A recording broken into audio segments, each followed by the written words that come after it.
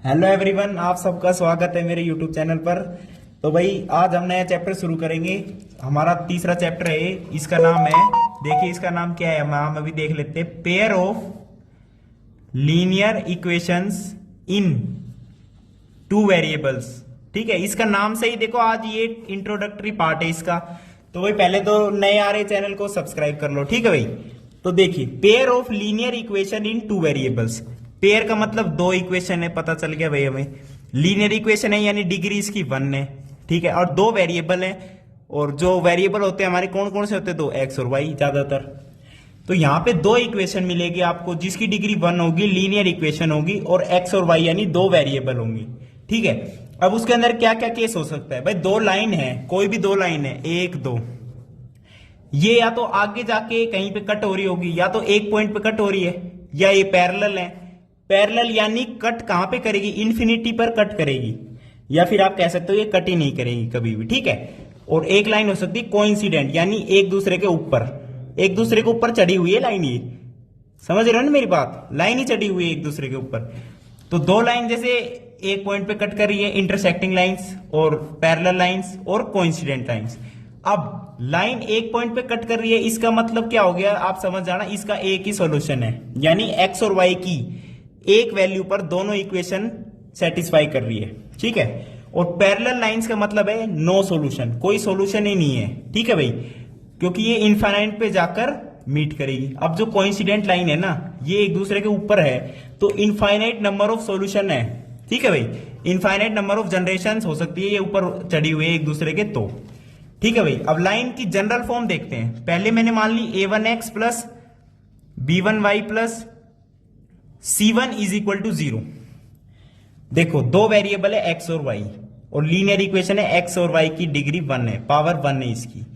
अब ये तो एक इक्वेशन होगी लीनियर इक्वेशन। पेयर है, पेयर का मतलब क्या है, दो इक्वेशन होगी, तो हम लिखेंगे a2x plus b2y plus c2 is equal to 0। ये हमारी दूसरी इक्वेशन होगी। अब बन गई pair of linear equation in two variable. अब देखो ये होगी जनरल इक्वेशन।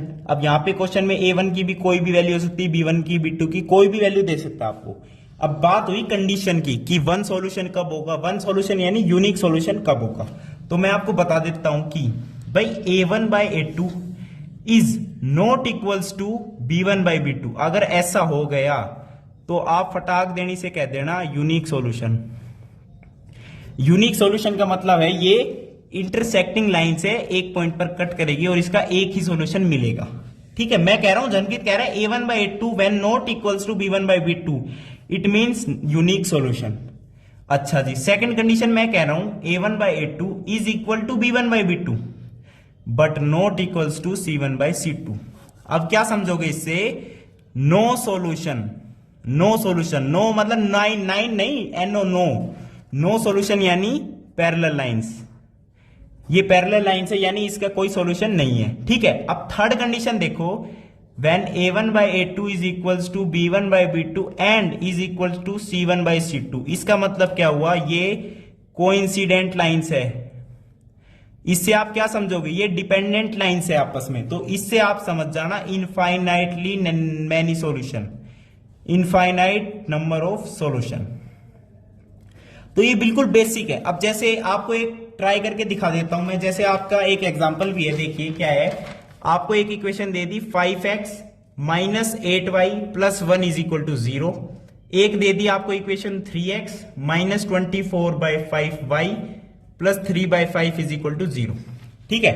अब ये तो फर्स्ट इक्वेशन दे रखी है। अब सेकंड इक्वेशन में आप कहोगे फ्रैक्शन में दे रखा है 3 बाई 5 वगैरह, तो मैं क्या करता हूं 5 से मल्टीप्लाई कर देता हूं दोनों साइड, तो 0 इंटू 5 तो कोई फर्क नहीं पड़ेगा, तो यहां पे बन जाएगा 15x minus 24y plus 3 is equal to 0। इसे आप सेकंड मान लीजिए।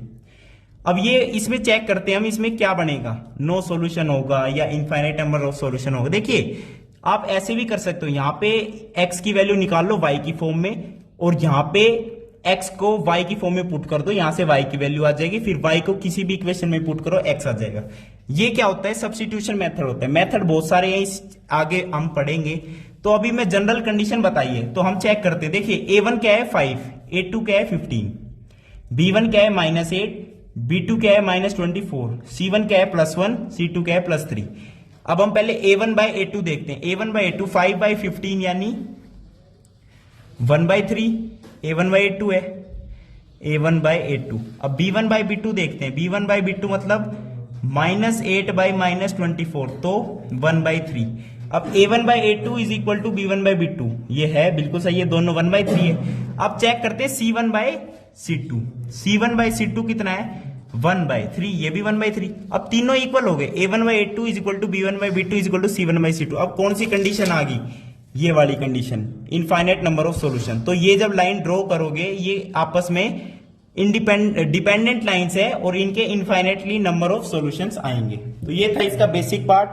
तो आगे हम एग्जांपल्स भी करेंगे, एक्सरसाइज भी करेंगे। ठीक है, आपका वीडियो देखने के लिए बहुत बहुत धन्यवाद। थैंक यू, नमस्कार।